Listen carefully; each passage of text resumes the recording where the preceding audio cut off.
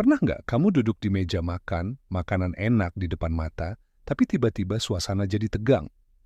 Bukan karena makanan nggak enak, tapi karena ada satu pertanyaan yang bikin suasana jadi awkward. Ini nanti siapa yang mesti bayar? Masalah finansial dalam hubungan sering dianggap sepele, tapi sebenarnya ini adalah bom waktu yang bisa meledak kapan saja. Dan ketika itu terjadi, bukan cuma dompet yang terluka, tapi juga hati. Jadi, siapa sebenarnya yang seharusnya membayar dalam hubungan? Mari kita bahas sampai tuntas.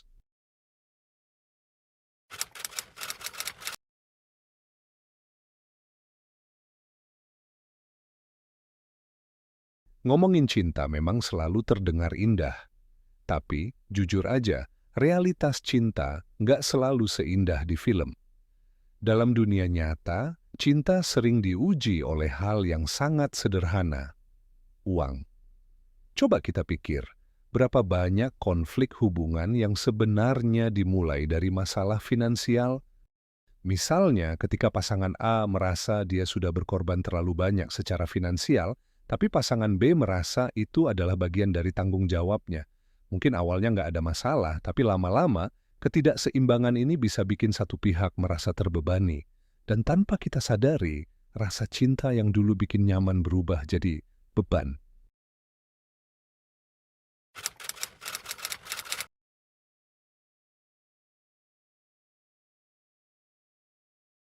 Sejak kecil, kita sering dicekokin dengan norma-norma sosial soal siapa yang seharusnya membayar.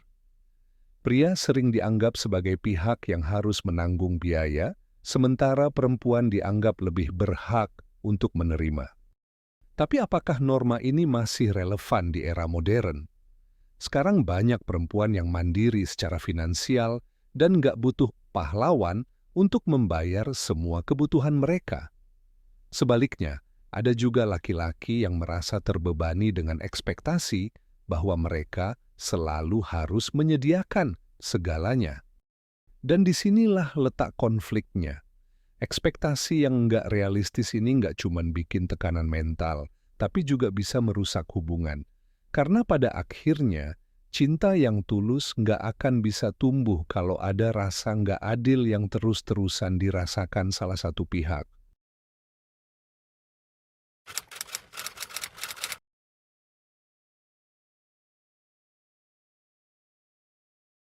Belakangan ini, konsep split bill atau bayar masing-masing jadi topik yang ramai dibicarakan. Beberapa orang setuju karena ini dianggap adil, tapi ada juga yang nggak setuju dengan alasan bahwa itu terkesan pelit atau kurang romantis. Tapi pertanyaannya, apakah split bill benar-benar solusi? Jawabannya tergantung. Kalau kedua belah pihak sepakat dan nyaman dengan konsep ini, tentu saja nggak masalah. Tapi kalau salah satu pihak merasa nggak nyaman, ini bisa jadi sumber konflik baru. Misalnya, pasangan A merasa split bill adalah tanda hubungan yang setara, tapi pasangan B merasa itu menunjukkan kurangnya komitmen. Dan inilah pentingnya komunikasi. Jangan sampai perbedaan pandangan ini justru merusak hubungan yang sudah susah payah dibangun.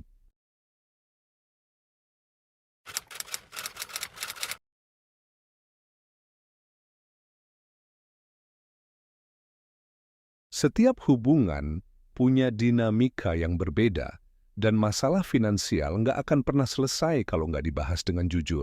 Coba pikir, berapa banyak pasangan yang bertengkar soal uang hanya karena mereka nggak pernah ngobrolin ekspektasi masing-masing. Komunikasi itu kunci, teman-teman. Jangan anggap obrolan soal uang sebagai sesuatu yang tabu. Sebaliknya, jadikan ini sebagai momen untuk memahami satu sama lain. Misalnya, kalau kamu tipe yang merasa nyaman untuk berbagi biaya, sampaikan itu ke pasanganmu. Kalau kamu lebih suka sistem yang lain, diskusikan juga. Jangan sampai semuanya jadi asumsi, karena asumsi adalah akar dari kesalahpahaman.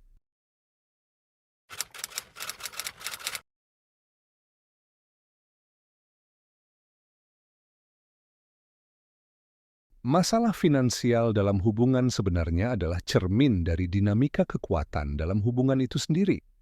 Siapa yang memegang kontrol? Apakah hubungan kalian setara?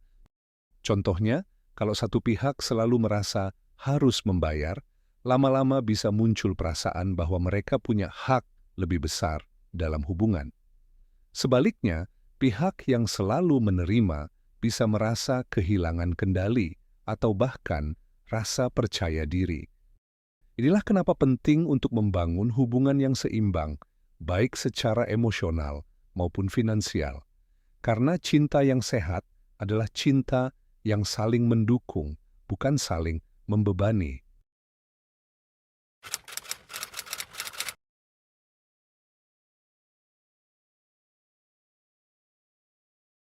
Jadi gimana cara menghindari konflik soal finansial? Berikut beberapa solusi yang bisa dicoba. Yang pertama adalah transparansi finansial. Jangan ada yang ditutup-tutupi. Kalau kamu sedang punya masalah finansial, jujurlah pada pasanganmu. Yang kedua, berbagi beban secara proporsional. Bukan berarti semua harus split 50-50 loh. Kalau salah satu pihak penghasilannya lebih besar, wajar jika dia menyumbang lebih banyak. Yang penting, ada rasa saling pengertian. Dan yang ketiga adalah tetap romantis meski hemat. Romantis itu nggak selalu mahal. Kadang, gestur sederhana seperti memasak bersama atau jalan-jalan ke taman bisa jauh lebih bermakna.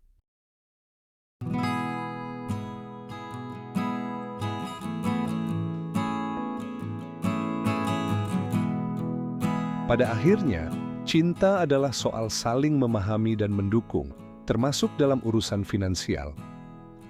Uang memang penting, tapi uang bukan segalanya. Yang lebih penting adalah bagaimana kita bisa menghargai pasangan kita, apapun kondisi finansial mereka. Jadi kalau ada yang bertanya, siapa yang seharusnya membayar dalam hubungan? Jawabannya adalah kalian berdua. Bukan soal siapa yang mengeluarkan uang, tapi siapa yang bersedia memberikan pengertian, cinta, dan dukungan yang tulus. Gimana menurut kamu? Setuju atau punya pendapat lain? Tulis di kolom komentar karena di sini semua suara berharga. Jangan lupa subscribe dan sampai jumpa di video selanjutnya.